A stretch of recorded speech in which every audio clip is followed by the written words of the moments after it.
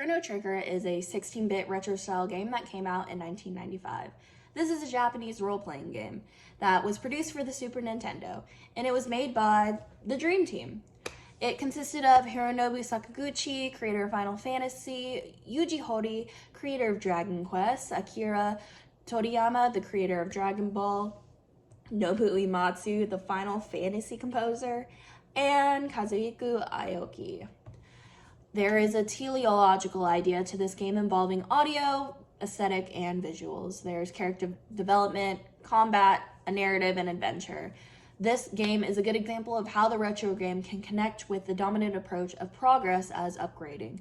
Chrono Trigger draws on its role-playing roots to construct an adventure where the player explores various towns and dungeons, battles enemies in a menu-based combat system, and levels up their attributes by collecting experience and ability points. So you play as the main protagonist named Chrono, and you are able to rename all the characters that you meet along the way. He starts out as a regular citizen, and he also has a friend named Luca who creates teleportation machines and other nifty gadgets. He has a task to go find Luca, but while he goes to find her, he meets a princess, and he literally runs into her. She attends and follows him to go see Luca, and Luca's showcasing a teleportation machine. When the princess tries it out, she ends up disappearing, and Chrono needs to figure out where she's at. So Luca helps him to go find the princess and teleportates him 400 years back in the past. So the whole point of this first chapter of this game is to find the vanished princess.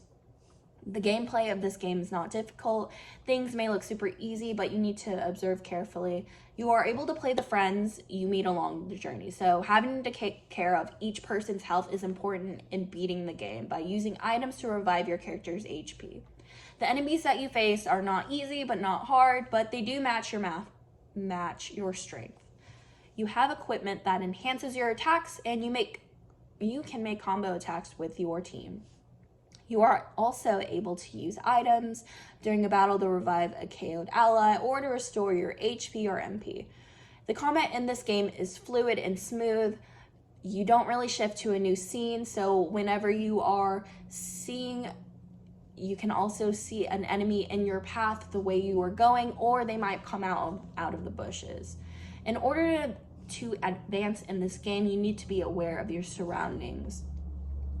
So you need to be patient, take it slow, and really think about your surroundings. This game also has multiple endings, 13 to be exact. So whatever choice you make in your combat battles or your dialogue plays a huge part in this gameplay. The increased complexity of the gameplay shows how this game is linear and progressing to an end goal of the game, and remediation also happens as well. Because of the time travel this game allows, you are able to time travel to the future, you are able to go into the past, and you are able to change the future with the choices in the past. There are different time periods. Camper says the emphasis on legitimization or realism fades and remediation drifts from a fallback to a conscious stylistic choice, a tactic for evoking and reinterpreting the medium's past. This is where remediation meets retro. The history of 600 AD, you may think of the medieval era. This remediation with magic in this game portrays the time period that shows the aesthetic of the technology back then with magic and sword combat. Retro is delineated from the more classical form of revivalism, which, while taking a great pleasure in the past, nonetheless considered it from a detached perspective as a completed protocol rather than as still a viable branch of revolution, says Camper. This retro style has a chunky pixel aesthetic like La Mulana. This game progresses visually in the retro style because the resolution of the characters are clear for a pixel character. This shows upgrade logic. The style of this game gives an unsentimental nostalgia, because this is what you expect the time of 600 AD to look like, so having a retro style is fitting for this video game. The way it progresses is that there's a lot of action happening in the forefront or back front of a room. Enemies may be moving, or there might be a dazzling star on the foreground shining for you to click on and see what item you might get.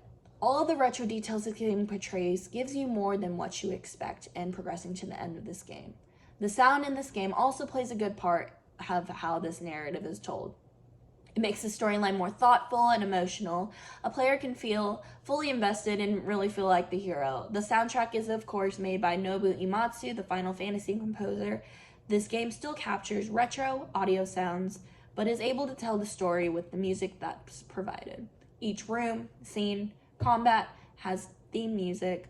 This game brings more to it while following a narrative.